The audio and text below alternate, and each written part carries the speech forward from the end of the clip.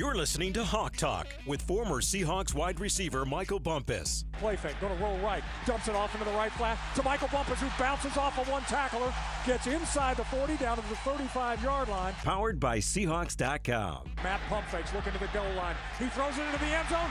Touchdown Seahawks! It's Michael Bumpus with a diving catch in the end zone. A 10-yard touchdown reception for Bumpus, and the kid out of Washington State has found himself a place on this team. Now, here's your host, Nasser Kyobe. Welcome into another edition of Hawk Talk. The Seahawks fall to the Detroit Lions 42-29 on a thrilling day on Monday Night Football. Tough loss for the Seahawks. They've suffered their first loss. They did not go undefeated like I hoped they would, Bump. It was tough, but there's definitely a lot of good things we saw from that matchup on Monday, huh? Yeah, lots of good things, man. You got to look at the offense. They did their thing. Defense had their moments. It wasn't great overall, but when you needed a play to be made, it seems like somebody steps up. Lots of new names out there. Not new names, but names we're just not familiar with. So, yeah, let's break this down. Let's waste no more time. Let's get into it. What had happened? See, what had happened at first was... What had happened was... On Hawk Talk. Bump, I thought this time around that it was not supposed to be a shootout. I thought this was a time it was going to be a defensive showdown potentially, but boy, we were wrong. And full disclosure, when I made that prediction, I was hoping the Seahawks would be a little bit more healthy. Obviously, the Seahawks were missing a ton of guys on that front seven. Leonard Williams, Boye Mafe, Byron Murphy, Chandler Wosi didn't make it back. So the Seahawks were behind the eight ball from the start. But for the fourth straight year, this matchup would combine for more than 65 total points. You know, when the game kicked off, after both teams punted on their opening drive, the Lions opened up the scoring with an impressive 93-yard, 12-play drive, ending with a David Montgomery touchdown, foreshadowing because he was a problem all night long. The Lions rushed for 59 yards on that opening drive, making the score 7-0 Detroit. But the Seahawks would get the ball back. Driving down the field, Geno Smith connected with DK Metcalf, and he was running people over, going beast mode for a 14-yard gain. After he trucked the first guy, unfortunately, he got hit from behind, was stripped. The Lions picked it up, ran it back 49 yards. The Lions would then find the end zone 3 plays later to go up 14-0, Bump. That was tough, man. Going down 14-0 against the Lions, you knew that it was going to be hard to get back in this game, but they found a way. Geno Smith and the Seahawks offense would respond with a drive of their own. They go 10 plays, 70 yards, ending in a 1-yard touchdown. K9 making the score 14-7. Detroit continued their success, man. They drove down the field for 70 yards. They got a 1-yard touchdown now from Gibbs. And Lions only faced 1 third down on that drive, and they extended the lead to 21-7. You don't want to see that. And then after a couple punts, you got a missed field goal. Seahawks would close the gap after 10 plays, 75-yard drive, 75 yards, ending in a touchdown to rookie A.J. Barner. I wanted to see that so bad. That made the score 21-14. Big ups to AJ, man. First career touchdown. No, definitely huge to see the national champion from Michigan, AJ Barner. He joined us on Hawks Live a couple weeks ago. So definitely cool to see those tight ends getting involved because that's going to be huge there. But Jared Goff, he'd come right back with another impressive drive, finding the end zone in 5 plays, scoring on a trick play. That was a pass from Amon-Ra St. Brown connecting with Jared Goff in the end zone. That made it 28-14. But if you're feeling a trend in this game, Bump, it was how resilient the Seahawks were because they always had an answer and they always trying to come back. Seahawks offense would be unfazed, again, responding, going 80 yards, 8 plays, ending with a 1-yard touchdown by Ken Walker. The 2-point conversion would fail. Definitely looked like it was good, but we're not going to get into that. That made the score 28-20. However, on the very next offensive play, Jared Goff would connect with Jameson Williams for a 70-yard touchdown. That made the score 35-20, Bump, and the Lions just kept coming back. But like you alluded to, man, the Hawks will respond. Geno will lead the Seahawks down the field, and Ken Walker finished it with a 21-yard touchdown run, something that we needed to see. Ken Walker healthy and making some plays, man. And that made the game 35-27. That was 5 consecutive possessions, any with a touchdown for both teams. The Seahawks defense will come up with a big-time stop, giving the offense the ball back early in the fourth quarter. The Hawks will convert on a big 4th down as Geno found JSN, but officials called an offensive pass interference, and the Seahawks would have to punt. I have feelings about that pass interference. I don't think it was real, but you know what? I'm just here so I don't get fined. I guess I'm not gonna hop on these rests like that. Yeah, that was just a killer bump. That was really hard because I felt the Seahawks were driving and they were going to come back and they were going to score on that drive and tie it up. Unfortunately, the Lions would come back and essentially deliver what was the final blow. They drove 80 yards, 7 plays, capped with an 8-yard touchdown to Amon-Ra St. Brown, making the score 42-27. The Hawks would drive down the field on the next drive, but turn the ball over on downs on the 3-yard line after a little bit of miscommunication down there.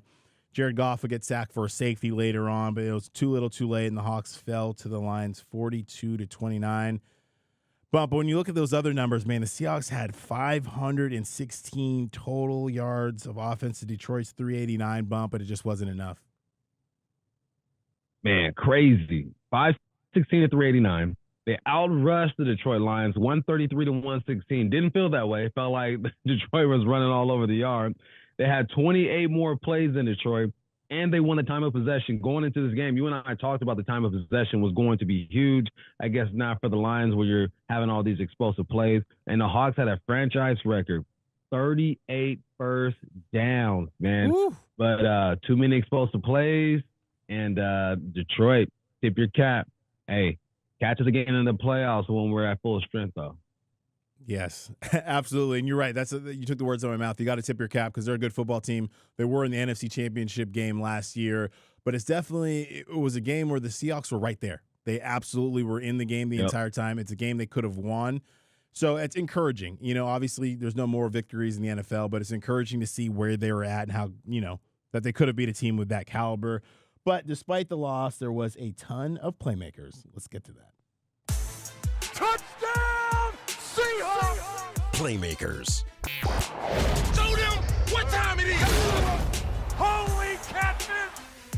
We'll start with the quarterback, Geno Smith, man. I am so encouraged by what we're seeing from him. I heard you on your show talking about it, how the Seahawks can clearly win a Super Bowl with Geno Smith because what he is doing. He has been dominating. 38 of 56, 395 yards, 1 touchdown, 1 interceptions, set career highs in completions, attempts, yards. 38 of 56, 395, set a franchise record, 56 pass attempts. His 38 completions are second most ever in franchise history. And he was just, he did really well under pressure bump. That was the most encouraging thing. Aiden Hutchinson was a problem. We talked about that a lot in the postgame show last night. He didn't record a stat, but his fingerprints all over this game. And Geno Smith, time after time after time, was poised, stepped in the pockets, and just threw some dots all over the field. So really good to see what Geno Smith is doing. He's in a rhythm with Ryan Grubb, so it's been fun to watch him bump. Yeah, Geno's in his zone, man. So composed and calm. Doesn't seem flustered at all. His emotions are on point. He's making these throws in small windows over the shoulder. Whatever you need Geno to do, he can do it for you, especially if he has this man to throw to. DK Metcalf, 7 receptions for 104 yards on 12 targets. He became the first player in franchise history to have back-to-back 100-yard games. You and I talked about that. We're like, look, can't believe Steve Largent hasn't done it. All these great receivers, Doug Baldwin, even Tyler Lockett was on his team. He hasn't done it. So the fact that he's able to do something no receiver has done is impressive. He also had his 15th career 100-yard game. DK, keep doing your thing, man. DK, man. You love to see it. It's not something we shouldn't be surprised by. It's DK Metcalf, but to see it 3 weeks in a row, just consistent. We were hoping these receivers would have this kind of impact with Ryan Grubb come in here, just like at the University of Washington. So great to see them balling out the way they were. And then Ken Walker, thank God. So happy Ken Walker was back in the lineup. First game back since week 1. 12 carries, 80 yards, 3 touchdowns, 4 receptions, 36 yards. Now has 4 touchdowns on the season. And had one of the most acrobatic plays I think I have ever seen in all my years watching football. His balance, everything he's been able to do. I mean, for him also to have the presence of mind to know he wasn't down, that's how in tune he is with his body when he's on that football field. So hats off to Ken Walker. He's a special dude, and this Seahawks offense is a different one. When you have Ken Walker in the backfield, then you can get that 1-2 punch with Zach Charbonnet. So Ken Walker doing big things, Bump. Yeah, you don't train for that little somersault that he did. Like you don't go to your trainer and say, look, just in case I ain't down, let me work on this somersault that I'm going to do. You just don't do it, man. It was impressive. So big ups, Ken Walker. Glad you're back and healthy. let's big up A.J. Barner, though, man. 2 receptions over 27 yards, 1 touchdown. His first NFL touchdown. He became the first player in franchise history to have 3. Oh, I'm sorry. He didn't have 3 consecutive games. A.J. Barner, man, he's what I like about him is that he's fluid, like he's smooth, man. And he's not like a real explosive, get in and out of my breaks type of guy, but he's the type of dude who fills the space. And there's some dudes when you throw the football, it looks like there's magnets on their hands, and it just easily just gets right into the sweet spot. That's what I see with AJ, and his swag is on point too, man. I like the way he puts the uniform together. I'm big with just how guys put themselves together. AJ Barner is one of those dudes. Oh, absolutely. The little touchdown dance in the end. Yes. Good stuff, Yeah. AJ Barner. And Bump, way to be a good teammate, man. You didn't throw me under the bus. I made an error, a copy and paste error, and that messed you up. But you were such a professional. You just steamed right through like it was no problem. Oh, right through.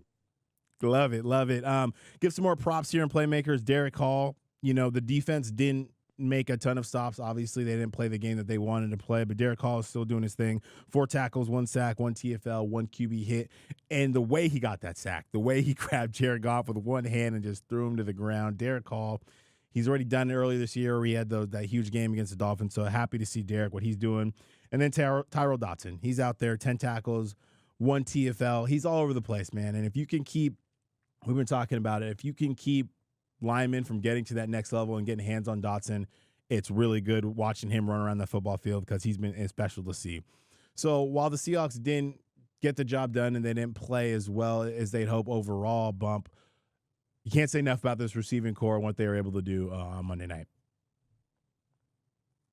Yeah, let's talk about it, man. You got DK Metcalf, like I mentioned, 7 for 104, back-to-back, 100-yard games, first to do that. Tyler Lockett had 5 for 61 on 9 targets. JSN had 851. Zach Charbonnet, man, he was key in this game. Late in the game, He made some plays. 5 for 39. Ken Walker had 4 receptions for 36. Jake Bobo, B. Walter's favorite player, man. He loves this dude, man. Always representing. He had 3 for 30. You got A.J. Barner, 2 for 27. Noah Fant, 2 for 26. Laviska Shenault had 1 for 18. And Farrell Brown had 1 for 3. All them tight ends getting involved. All you needed was Russell to get a reception, and everyone was invited to the party. Well, anytime you have that many receptions going around, Geno Smith had 395 yards to spread around everybody. So definitely cool to see that. And the receiving core is humming. This offense is just hitting their stride. So I'm really looking forward to what this unit can do. Now, there was a ton of explosive plays, a ton of things that we got to see from the offense on Monday night. But one, I just wanted to highlight our play of the game, and this is Ken Walker's 21-yard touchdown run against those Lions. Stays in the backfield this time. Single wide out to each side. Motion across the formation is the tight end. Toss to Walker. Cuts back inside. Turns upfield down to the 15. He's going to score. 10, 5. He dives in. Touchdown, Seahawks. From 21 out. Ken Walker the third. Welcome back, brother. Big score for the Hawks. Again, getting back in the game. And again, Dave, great blocking at the point of attack. Bump. Ken Walker's special, and the Seahawks are not the same team without him. What did you see on this run? Yeah, first it starts with personnel. You got 2 tight ends out there, and you got A.J. Barner to the right. You got Farrell Brown to the left. You got DK split out to the right and Tyler Lockett to the left. There is actually what I believe to be an assignment error on this play. As I'm looking at A.J. Barner motion over, I guarantee you they don't want Farrell Brown and A.J. to double team that one player. Farrell Brown is probably supposed to work up to the linebacker, and A.J. kicks out that edge player right there. Nonetheless, they double team that guy right there, and the guy who's left open, who I think Farrell Brown was supposed to get, gets into the backfield, but K9 just puts that left foot in the ground and runs by you. Then he gets to the safety, and he hits another gear, and he turns the corner, man. He is just so fast and explosive. Even when there seems to be an assignment error, he's able just to clean things up, make things right, and score a touchdown.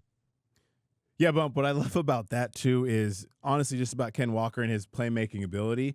But the corner on that play, I'm sure he has secondary force, and he's standing out there, and he has an angle on Ken Walker. That just shows you his gift and his speed. He has the angle. He has all the field. And all of a sudden, that leverage ran out like that. And all of a sudden now Ken Walker's getting to the corner and he's wondering what the heck happened. And his coach is asking him, how in the earth did you let that happen? Well, he's probably saying, well, coach, number 9 is special. Okay.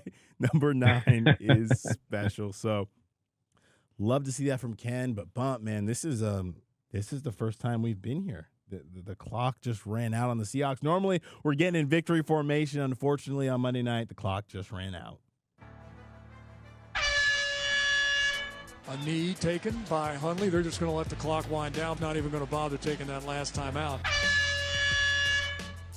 Unfortunately, it was the first loss of the Mike McDonald era. The Lions broke their 6-game losing streak to the Seattle Seahawks with their first win against them since 2012. Like we said, the Hawks put up a huge fight considering who they were missing. Leonard Williams, Byron Murphy, Boye Mafi, Uchenna Nwosu. Bump, if you take any team in the National Football League and you take those players away from their front, their equivalent of those players, It's going to be a hard day, especially against a team like the Detroit Lions, Bump. Yeah, that's what I'm saying. I respect the opponent. Detroit Lions, great game plan. I mean, you had plays of 70, 40, 30, 29, 17, and 10. Goff was 18 of 18. But let's see when we're healthy, But Ben Johnson called a great game. That defense was on point, taking nothing away from them. And the offense for the Hawks should feel good, man. I mean, come on, man. Every time you needed a play, they put themselves in position to do that. Geno Smith set a career high in almost every passing category. And then, like we mentioned, DK being the first receiver to have 3 consecutive 100-yard games. There's so many positives. 516 yards of offense that the Hawks had, man. 38 first downs. Come on now. I can't wait till next week. I can't wait. Yeah, it's going to be a short memory because – there's so many positives to build off of that. And you look and you go, this is what they did when they weren't perfect, right? When they're still getting comfortable and they're still building off of every single week. So it could be scary good. This is just 4 weeks of what this offense could be. So you got the Giants coming into town, which we're going to break down next week, or later this week. I'm excited. Like you said, I'm excited. I'm also excited defensively because we get to see how the Seahawks respond to their first loss with Coach McDonald. I know he talks all the time about making it right. They're going to make it right, and they're going to get guys back, and it's going to be really cool to see how these guys respond in that sense. But, like we said, Bump, Hawks battled a good team on the road, came up short. This team, once they get to full strength, watch out because the foundation is being built here in Seattle. All right, guys, that's going to do it for us. A short edition of Hawk Talk Recap. We're going to be back on Thursday with the preview, breaking down these Giants and how the Seahawks can get back in the win column. Remember to rate us on Apple Podcasts. We got a lot of great content there. Remember, you can catch it on Seahawks.com, Apple Podcasts, Spotify, Google Play, Stitcher, all the platforms, YouTube, under Seahawks Press Pass. He's Michael Bumpus. I'm Nasser. This has been Hawk Talk. We will talk to you guys on Thursday.